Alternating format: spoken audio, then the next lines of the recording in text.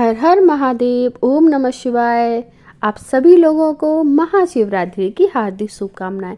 Friends, Mahashivratri आने वाली है ना, और सभी के घर में तैयारियां जो हैं वो शुरू हो गई हैं। तो आप देख सकते हैं, मैं भी अपने मंदिर की सफाई जो है वो कर रही हूँ, क्योंकि शिवरात्रि वाले दिन इतना ज़्यादा काम हो जाता है, इसीलिए मंदिर की जो साफ़ सफाई है वो मैं पहले से ही कर लेती हूँ।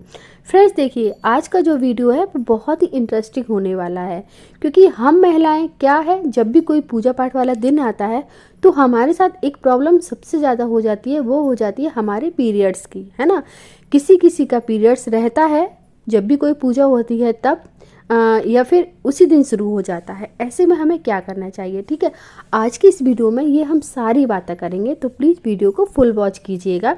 अगर आपके पीरियड्स की डेट भी महाशिवरात्रि वाले दिन आने वाली है तो आपको क्या करना है, सब कुछ हम इस वीडियो में आपको बताएंगे। वीडियो पर बने रहिएगा। तो चलिए जान लेते हैं कि पीरियड्स में महाशिवरात्रि का व्रत हमें करना चाहिए या नहीं करना चाहिए, ठीक है। फ्रेंड्स, महाशिवरात्रि का जो पावन पर्व है हमारे सबसे बड़े त्योहारों में से एक माना जाता है, जो हर साल फागुन महीने में आता है। और इस साल ये पर्व जो है वो 26 फरवरी को मनाया जाएगा, ठीक है। इस दिन सभी महिलाएं पुरुष उपवास रखते हैं। तो देखिए, यदि महाशिवरात्रि व्रत के रहते हुए पीरियड्स आ जाएं तो ऐसी स्थिति में महिलाओं को ये व्रत बीच में अधूरा नहीं छोड़ना है, ठीक है। अगर आपने महाशिवरात्रि का व्रत रखा है और आपका पीरियड्स आ जाता है अचानक से, तो आपको व्रत को बीच में अधूरा नहीं छोड़ना है। लेकिन अगर आपने व्रत करने शुरू से पहले ही आपका पीरियड्स आ जाता है तो बेहतर यही होगा कि आप इस व्रत को ना रखें, ठीक है। लेकिन अगर फिर भी आप इस व्रत को रखना चाहती हैं तो ध्यान रहे, आपको पूजा नहीं करनी है। आपको पूजा का कोई भी सामान को स्पर्श नहीं करना है।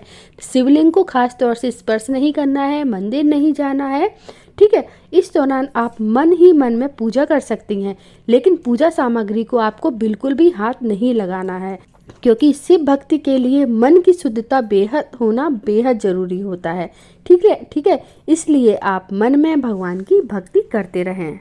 गला मेरा थोड़ा सा फ्रेंड्स ख़राब हो रहा है, तो अजीब सी बोली आपको लग रही होगी ना, तो प्लीज़ एडजस्ट कर लीजिएगा। फ्रेंड्स देखिए, पीरियड्स के दौरान महाशिवरात्रि की पूजा में प्रत्यक्ष रूप से शामिल नहीं होना है। आप अपनी जगह किसी और से पूजा करवा सकती हैं। आपके घर में जो भी हैं आपके घर में जो भी हैं, देवरानी, जेठानी, सास, मम्मी, या फिर कोई नहीं है तो आप अपने हस्बैंड से भी, अपने पति से भी ये पूजा जो है वो करा सकती हैं, ठीक है।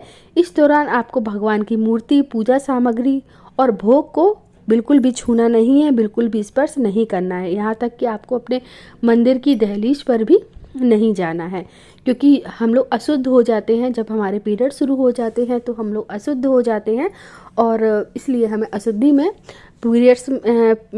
में किसी भी भगवान की किसी भी चीज़ को हाथ नहीं लगाना होता है।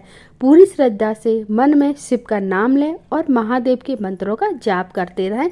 इसी से आपका जो व्रत है वो महादेव स्वीकार कर लेंगे। बस आप पूरी श्रद्धा भक्ति के साथ महादेव का व्रत करते रहें मन ही मन में।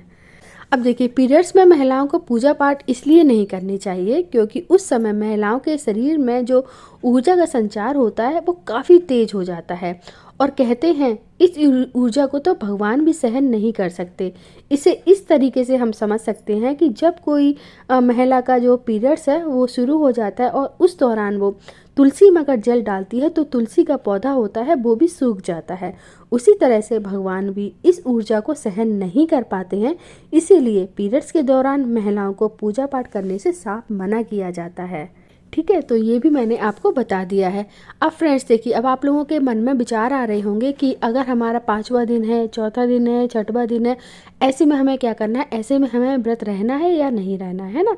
तो चलिए इस बारे में भी बात कर लेते हैं। देखिए, अगर आपका पीरियड्स जो है वो 1, 2, 3 दिन तक चलता है तो आप 5वें दिन बाल धोकर पूजा में शामिल हो सकते हैं। पूरी तरह से आपको शुद्ध हो जाना है, फिर आपको पूजा में शामिल होना है, ठीक है। वहीं जिन महिलाओं के पीरियड्स 2 या 3 दिन तक चलते हैं वे चौथे दिन नहा धोकर पूजा में शामिल हो सकते हैं, ठीक है। लेकिन आपको पूरी तरह से शुद्ध हो जाना है, कम से कम आपको 2 बार बाल धुल लेने हैं, ठीक है। फिर आपको पूजा में शामिल होना है। तो कभी कभी होता है जिन महिलाओं को 7 दिन तक पीरियड्स चलते हैं तो वो 7 दिन तक पीरियड्स चलते हैं, तो 8वें दिन आपको पूरा तरह से नहा धो लेना है, बाल धो लेना है, फिर आप पूजा में शामिल हो सकते हैं, ठीक है। लेकिन आपको पूरी तरह से शुद्ध हो जाना है। ऐसा नहीं कि 5वें दिन अगर आपका पीरियड चल रहा है तब भी आप शामिल हो गए नहा धोकर, नहीं, ऐसा नहीं करना है।